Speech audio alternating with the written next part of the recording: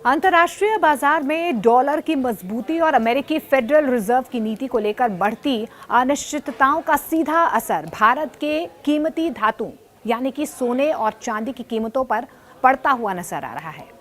और यही वजह है कि आज देश भर में सोना और चांदी दोनों के दाम कमजोर होकर नीचे लुढ़कते जा रहे हैं। लगातार दूसरे दिन 24 कैरेट और 22 कैरेट गोल्ड में गिरावट जारी है। सबसे पहले बात करते हैं सोने की कीमतों की। 24 कैरेट, 22 कैरेट, 18 कैरेट सोने की कीमतें आज कुछ नीचे देखने को मिल रही हैं। इसके पीछे मुख्य कारण यही है कि शादी के उपलक्ष्य में सोने की मांग आमतौर पर बढ़ जाती है, लेकिन इस बार कीमतों में तेजी से गिरावट देखी जा रही है और इसी के साथ चांदी की कीमतों पर भी इसका असर पड़ता हुआ नजर आ रहा है। चांदी अब भी निवेश या गहने दोनों के लिए एक विकल्प बनी हुई है, लेकिन सोने के मुकाबले इसमें अलग थलग प्रतिक्रियाएं जो हैं वो लोगों की देखने को मिल रही हैं। तो चलिए देखते हैं कि आखिर क्यों इस समय सोने चांदी की कीमतें इस तरह लगातार बदलती हुई नजर आ रही हैं और इस बदलाव का शादी सीजन से क्या संबंध है।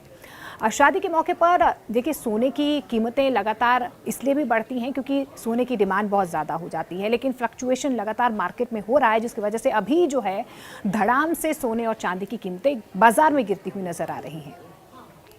देखिए ये मांग अपेक्षित रूप से इतनी ज़्यादा इस बार शादी की सीज़न में नहीं बढ़ी, यानी कि सोना इतना बढ़ चढ़कर लोग जो है उसकी खरीदारी नहीं कर रहे हैं, जिससे कीमतों में तेज़ी नहीं आ रही है। एक अन्य वजह ये भी है कि जब कीमतें पहले ही अधिक हों तो खरीदारी कुछ हद तक रुक जाती है। अब राजधानी दिल्ली की बात कर लेते हैं तो 24 कैरेट सोना 10 रुपये और 22 कैरेट सोना भी 10 रुपये प्रति 10 ग्राम सस्ता हुआ है। 2 दिन में 24 कैरेट गोल्ड का रेट कुल 720 रुपये और 22 कैरेट का रेट 660 रुपये फिसल चुका है, नीचे आ चुका है। और यही वजह है कि ग्राहकों के लिए खरीदारी का ये बेहतर मौका माना जा रहा है। देश के आर्थिक और व्यापारिक केंद्र मुंबई, चेन्नई और कोलकाता में 22 कैरेट सोने का भाव अभी लगभग 1,14,840 प्रति 10 ग्राम बताया जा रहा है। वहीं 24 कैरेट गोल्ड का रेट 1,25,270 प्रति 10 ग्राम पर चल रहा है।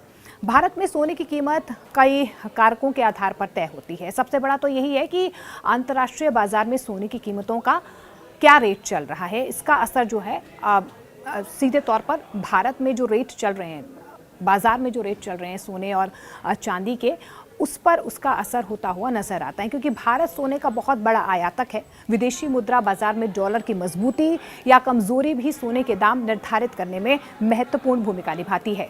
इसके अलावा इंपोर्ट ड्यूटी, जीएसटी, वैश्विक आर्थिक हालात, महंगाई दर और जूलर्स की मांग की स्थिति भी कीमतों को सीधे तौर पर प्रभावित करती रहती है। अब Indian Boolean and jewellers association यानी कि IBJA देश भर से रेट इकट्ठा कर हर दिन सोने की औसत कीमत घोषित भी करता है और इसी आधार पर बाजार में सोने चांदी के भाव तय होते हैं। अगर आप सोच रहे हैं कि अब खरीदें या इंतज़ार करें तो कुछ बातें ध्यान में रखें। यदि आप अभी खरीदना चाह रहे हैं तो थोड़ी राहत मिल सकती है, क्योंकि सोने की कीमतें नीचे आ गई हैं, लेकिन ध्यान दें कि सोने के साथ मेकिंग चार्ज, GST, टैक्स आदि जोड़ने पर कुल खर्च बढ़ सकता है। चांदी की बात कर लेते हैं तो चांदी में निवेश वालों के लिए ये समय देखने योग्य है, क्योंकि कीमतें तेजी से बदलती हुई नजर आ रही हैं। आभूषण के लिए सोना खरीदते वक्त शुद्धता यानी कि कैरेट, प्रमाण पत्र, जोड़ तोड़ आदि की पुष्टि जरूर करें। देखिए आज की स्थिति ये है कि सोना शादी सीजन में अपेक्षित बढ़ोतरी नहीं देखी जा रही है सोने की कीमतों में, बल्कि थोड़ी गिरावट देखी जा रही है। वहीं चांदी की कीमतें जो निवेश करना चाहते हैं उन्हें सतर्क रहना चाहिए। खरीदारी के लिए एक संकेत यहाँ पर बनता हुआ जरूर नजर आ रहा है। वेडिंग सीजन क्योंकि शुरू हो चुका है, ऐसे में सोने चांदी की खरीदारी जोरों पर तो हो ही रही है, लेकिन डिमांड इतनी ज़्यादा नहीं बढ़ रही है। लेकिन इंटरनेशनल मार्केट में जिस तरीके से हम देख पा रहे हैं कि डॉलर जो है उसके दाम थोड़े से कम हो रहे हैं और इसी का असर जो है भारतीय बाजार में सोने की कीमतों पर पड़ता हुआ नजर आ रहा है।